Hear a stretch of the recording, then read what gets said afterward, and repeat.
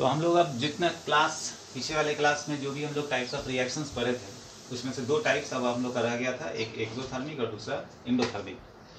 तो एक्सो और इंडोथर्मिक में अगर हम लोग बात करें, एक्सो का मतलब ही होता है एग्जिट करना, बाहर निकलना, और इंडो का मतलब ही होता है एब्जॉर्ब करना, दैट मीन्स अंदर की ओर एब्जॉर्ब करना।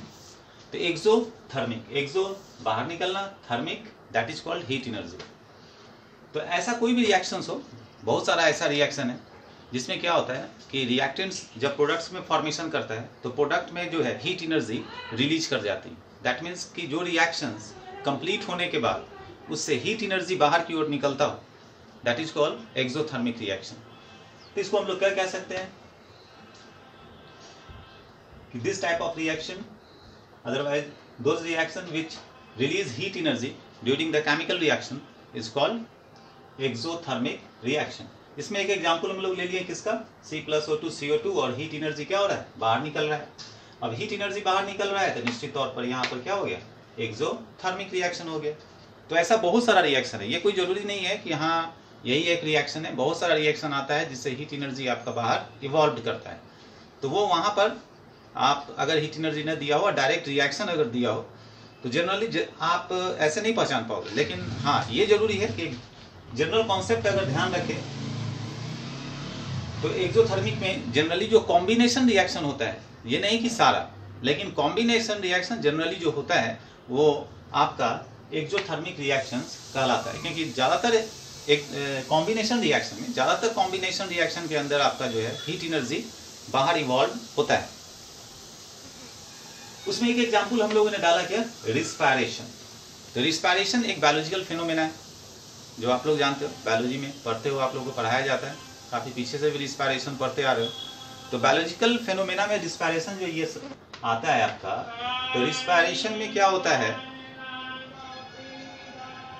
कि जो कार्बोहाइड्रेट्स जो हम लोग फूड्स के थ्रू, राइस के थ्रू जो भी हम लोग कार्बोहाइड्रेट्स लेते हैं, वो कार्बोहाइड्रेट जो है पहले क्या होता है कि वो कन्वर्ट कर जाता है ग्लूकोज में, और वो ग्लूकोज आपका ब्रेक डाउन हो जाता है किसमें, carbon dioxide and H2O with heat energy. तो वहां भी हीट एनर्जी क्या हो गया, बाहर निकला। कैसे निकला बाहर, तो ग्लूकोज जो है कन्वर्ट हो गया किसमें, कार्बन डाइऑक्साइड, वाटर, और हीट एनर्जी निकल गया। तो हीट एनर्जी अगर बाहर आपका आ रहा है तो निश्चित तौर पर रिस्पायरेशन भी आपका एक्सोथर्मिक रिएक्शंस के अंदर आता है।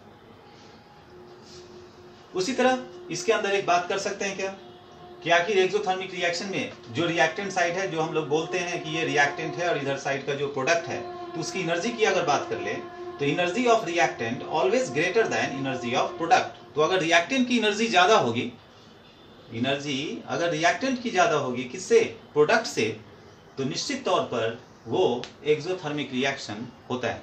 तो ये याद रखना हमेशा कि एक्सोथर्मिक रिएक्शन में रिएक्टेंट की एनर्जी ज्यादा होगी, प्रोडक्ट की एनर्जी कम होगी। उसी तरह आते हैं इंडोथर्मिक रिएक्शन में।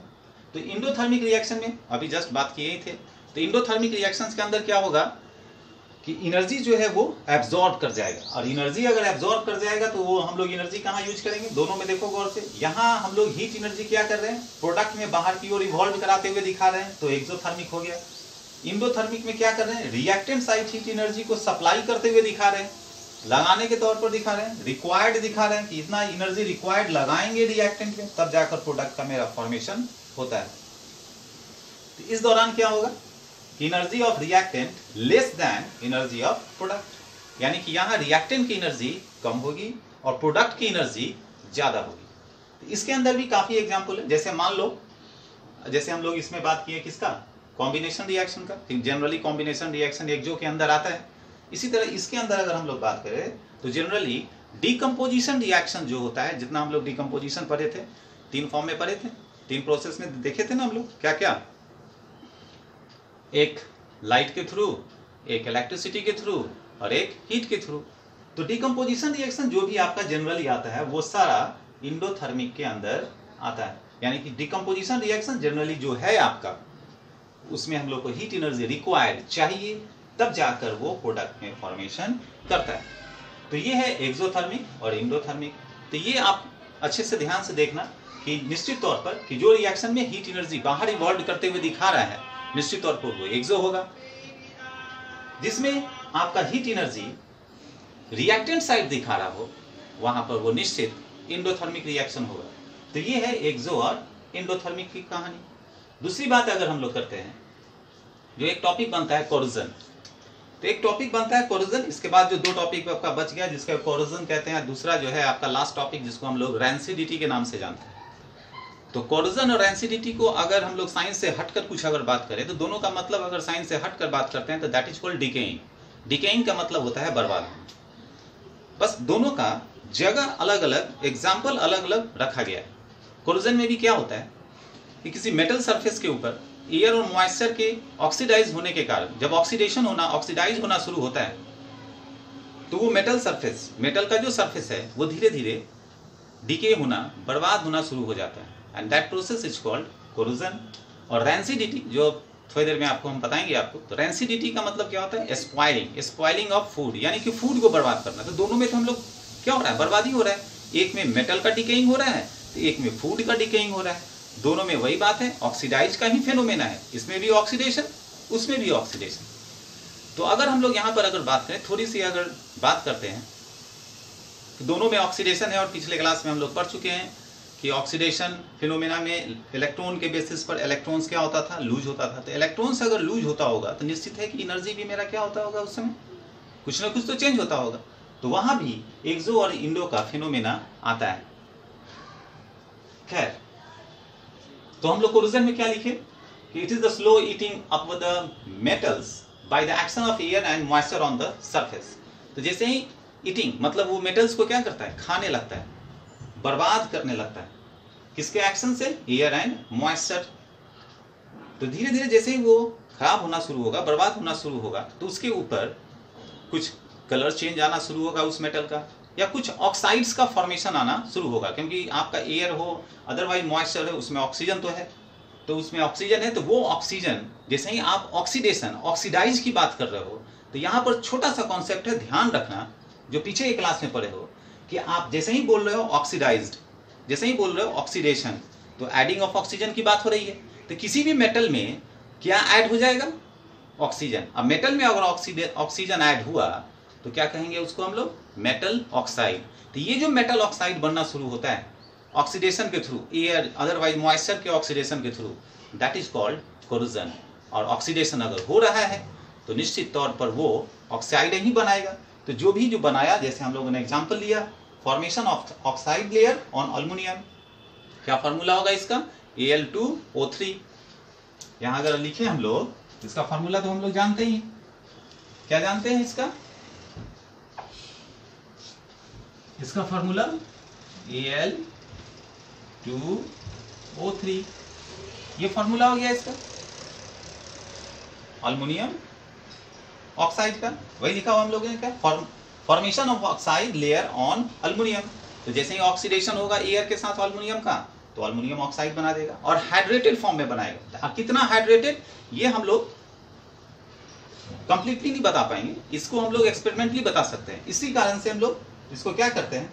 XH2O लिखते हैं। उसी तरह यहां अगर बात करें, XH2 लिखना चाहें लिख सकते हैं, XH2O। उसी तरह हम लोग formation of reddish brown on the iron metal, तो यहां भी क्या होगा? आयरन के ऊपर फ्यूज दोनों का आएगा, तो कौन सा ऑक्साइड बनेगा? आयरन का ऑक्साइड। और यहां जब आयरन का ऑक्साइड बनेगा, आयरन का, इसको मिटा देते हैं, समझ गए ना? इसको मिटाते हैं, एक मिनट। हाँ, Fe2O3.XH2, ये किसका हो गया? ये सेकेंड एग्जाम्पल का हो गया। ये किसका हो गया? ये हो गया आपका सेकेंड एग्जाम्पल। वो एल्युमिनियम ऑक्साइड था फर्स्ट का, ये सेकेंड का। तो ये हो गया आपका क्या? Fe2O3.XH2O। ये आपका आयरन का ऑक्साइड बन गया किस समय? कोरोजन के समय, और कलर रेडिश ब्राउन आना शुरू हो जाता है। तो ये सब फिनोमेना है, बहुत सारा फिनोमेना है जहां से हम लोग बहुत पर, अब जैसे गोल्ड की बात करें, सिल्वर की बात करें, तो वहां पर कोरोजन पॉसिबल नहीं है। क्यों? क्योंकि उसको हम लोग जनरली क्या बताते हैं? नोबल मेटल बताते हैं। दैट मीन्स वो एयर या ऑक्सीजन के साथ, मॉइस्चर के साथ वो रिएक्ट नहीं करता है। तो ये कोरोजन का फिनोमेना है। कोरोजन अगर रिएक्शन वाइज बात करें तो कोरोजन काफी स्लो रिएक्शन है, इसलिए इसका रेट भी परफेक्टली पता करना काफी मुश्किल होता है। पता कर सकते हैं, ऐसा नहीं कि नहीं कर सकते हैं, लेकिन काफी मुश्किल है इसका रेट पता करना, इसलिए इसके रेट को हम लोग पता नहीं करते हैं। इसलिए काफी स्लो रिएक्शन है आपका कोरोजन। काफी समय के बाद कोरोजन लगता है तो काफी स्लो रिएक्शन है आपका। तो फिर से बोल दे, कोरोजन हो या इसके बाद जो अभी आप टॉपिक पढ़ेंगे रेंसिडिटी हो, ये दोनों डीके करने का ही काम करता है। डीके का मतलब ही होता है बर्बाद होना। तो कोरोजन मेटल्स को डीके करता है और रेंसिडिटी फूड्स को डीके करता है। दोनों में फिनोमेना ऑक्सीडेशन का ही है, तो निश्चित तौर पर दोनों में ऑक्सीजन के साथ ही एडिंग होगा। ठीक है, तो अब हम शुरू करते हैं रेंसिडिटी। अब जो हम लोग बात किए थे, एक अगला टर्म एंड लास्ट जो आपके इस चैप्टर का है, रेंसिडिटी। तो रेंसिडिटी जैसे हम लोग क्या अभी बात किए रेंसिडिटी के बारे में, वही जो कोरोजन का था, बस अलग अलग एग्जाम्पल्स के ऊपर फिट है, अलग अलग सब्सटेंस के ऊपर फिट है। कोरोजन था आपका किसके ऊपर, मेटल्स का, और रेंसिडिटी किसके ऊपर है, फूड्स के ऊपर। अभी गर्मी का समय आ रहा है, इतना गर्मी का समय है, हालांकि उतना नहीं है, लेकिन फिर भी अभी जो गर्मी आ रही है उसमें ऑक्सीडेशन का फिनोमेना काफी फास्ट होता है। और ऑक्सीडेशन के फिनोमेना को अंदर जब फूड्स आता है तो वहां पर वो जाकर क्या हो जाता है, स्पॉइल होना शुरू हो जाता है, सड़ना शुरू हो जाता है। और उस गंदगी के कारण, उस ऑक्सीडेशन के कारण जब स्पॉइल होता है तो काफी बदबूदार स्मेल आता है, जिससे हम लोग को पता चलता है कि फूड्स जो है आपका वो खराब हो चुका है। This process is called rancidity. जो हम लोगों ने लिखा है, the microorganism oxidised the fat and oils present in them and give some unpleasant smell and taste or make food rancid। इसी को हम लोग क्या कहते हैं, रेंसिडिटी कहते हैं। इसको प्रिवेंट करने के लिए बहुत सारा है, जैसे हम लोग चिप्स आप लोग मार्केट से बहुत ज़्यादा खाते हैं। हालांकि अभी इस माहौल में, अभी जो जिस ढंग का माहौल है पूरे वर्ल्ड में जो छाया हुआ है माहौल, उसमें तो शायद बाहर निकलना मुश्किल है। निकलिएगा भी मत, अगर निकलते हैं तो चिप्स जितनी आसानी से अंदर जाएगा उससे ज़्यादा आसानी से वो चीज़ चला जाएगा जिससे हम लोग अभी दूर भाग रहे हैं। तो इसको हम लोग रेंसिडिटी कर रहे हैं। किसको कह रहे हैं कि जो स्पॉइलिंग ऑफ फूड होता है, ये ऑक्सीडेशन के थ्रू माइक्रो ऑर्गेनिज्म का जो होता है ना, ऑक्सीडेशन, जो ऑक्सीडेशन में आता है, जो माइक्रो ऑक्सीडाइज करना शुरू करता है इस फिनोमेना के अंदर, उसी को हम लोग रेंसिडिटी कहते हैं। जिससे फूड्स आपका जो भी है, ऑयली फूड्स जितना हो या फैटी फूड्स जितना हो, वो सब क्या होता है, सड़ना शुरू हो जाता है, and that is called rancidity. इसको प्रिवेंट करने का जो अभी हम लोग बात कर रहे थे, चिप्स का बात कर रहे थे ना, चिप्स। तो चिप्स की अगर हम लोग बात करें तो चिप्स में प्रिवेंट करने के लिए हम लोग क्या यूज करते हैं, जो वहां से आता है, यूज करके ही आता है, वो क्या है, नाइट्रोजन। ये एक एंटीऑक्सीडेंट है, मतलब ऑक्सीडेशन के फिनोमेना को क्या करता है, ये रोकता है। तो ऑक्सीडेशन का फिनोमेना अगर रुक गया, ऑक्सीडेशन का फिनोमेना अगर रुक गया तो रेंसिडिटी नहीं होगा, या रेंसिडिटी काफी कम होगा। तो उस चिप्स पैकेट में नाइट्रोजन का यूज करते हैं, जिससे एंटी ऑक्सीडेंट होता है, ऑक्सीडेशन का फिनोमेना रुकता है, जिससे आपका फूड्स या चिप्स जो भी है वो सारा चीज लंबे समय तक अच्छे से रहता है। दूसरा इस्तेमाल सबके घर में है, रेफ्रिजरेटर, फ्रीज जिसको हम लोग कहते हैं। उसमें भी हम लोग क्या करते हैं, डाल देते हैं फूड्स को, कि चलो फ्रिज को ऑन कर दिए। तो दोनों में अगर हम लोग देखें गौर से कि होता क्या है, ठीक है, ये भी आपका वही है, एंटीऑक्सीडेंट है, और इसमें फ्रिज के अंदर डालने के बाद भी वहां भी ऑक्सीडेशन का प्रोसेस कम होता है। तो थोड़ा सा अगर सोचे हम लोग, कोई खास बात नहीं है, लेकिन फिर भी सोचे कि सर ठंडा में ऑक्सीडेशन निश्चित कम होता होगा, तब तो फ्रिज का इस्तेमाल कर रहे हैं हम लोग, रेफ्रिजरेटर का इस्तेमाल कर रहे हैं। अगर ठंडे में ऑक्सीडेशन का फिनोमेना कम हो रहा होगा तो फ्रिज का इस्तेमाल कर रहे हैं। दैट मीन्स कि टेम्परेचर को जितना ज्यादा हम लोग रिड्यूस कर दें, ऐसे भी वहां हम लोग फूड्स को रखें जहां पर टेम्परेचर एकदम रिड्यूस हो जाए, तो ऑक्सीडेशन का फिनोमेना काफी काफी काफी स्लो हो जाएगा। और काफी स्लो अगर हो गया तो निश्चित तौर पर वो रैंसिड नहीं होगा आपका फूड्स। तो बात वही है कि यूज रेफ्रिजरेटर, तो रेफ्रिजरेटर का यूज क्यों कर रहे हैं, सिर्फ इसलिए कर रहे हैं कि वहां टेम्परेचर काफी लो कर होता है, दूसरा अल्युमिनियम फॉइल का, तो बहुत जगह देखोगे आप लोग भी यूज करते हो या काफी दुकानों में यूज करते हुए दिखा जाता है, घर में भी लोग बहुत। अल्युमिनियम का एक फॉइल होता है जिसमें हम लोग क्या करते हैं, ब्रेड्स को, जो घर में ब्रेड है उसको कवर कर देते हैं, राउंड राउंड राउंड कवर कर दिए, और राउंड राउंड कवर कर दिए तो वहां भी वो ऑक्सीडेशन के फिनोमेना से बचाता है। तो ये सारा चीज है इस ढंग से जिसमें हम लोग प्रिवेंशन का काम कर सकते हैं, और इसी प्रिवेंशन के थ्रू हम लोग फूड्स या किसी और भी सब्सटेंस जो हम लोग यूज करते हैं अपने के लिए, उसको रैंसिड होने से बचा सकते हैं। तो ये आपका लास्ट टॉपिक था। अब इस चैप्टर से आपका जो क्वेश्चंस है वो बोर्ड्स में कैसे पूछा जाता है। हालांकि जिस ढंग से समय लैप्स होता जा रहा है, बोर्ड भी अपना कुछ सोचा ही होगा किस ढंग से आखिर सिलेबस को बनाए, फिर भी इस चैप्टर से अगर बात करें कि किस ढंग से अगर क्वेश्चन पूछा जाता है, तो उसके ऊपर अगर हम बात करें तो 3-4 टॉपिक आपको ध्यान में रखना है। एक ऑक्सीडेशन रिडक्शन, दूसरा decomposition, displacement and double displacement. ये 4। अगर बैलेंस एक इंपॉर्टेंट टर्म, तो इतने टर्म्स को अगर हम लोग ध्यान रखें, ये चीज आपके आराम से आप बना के लिख सकते हो, समझते हो कि हाँ क्या होता है नहीं होता है। तो ये सारा चीज, इससे आपको बोर्ड पे क्वेश्चंस काफी फोकस किया जाता है।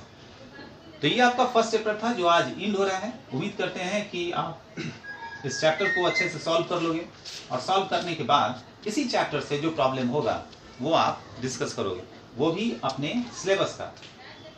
कुछ लोग, अगर आप आगे बढ़ रहे हो बहुत बेहतर है, तो वो हम तभी क्वेश्चंस बता पाएंगे जब आप फेस टू फेस सामने होगे तब। अदरवाइज जो और लोग हैं वो उतने से काम करें जो आपके सिलेबस में है। दूसरी बात, वीडियो जरूर देखा करो। सारे लोग जो वीडियो बनाते हैं वीडियो देखिए, और डाउट क्वेश्चन में सारे लोग को इन करना है जो टाइम आपको दिया जाता है।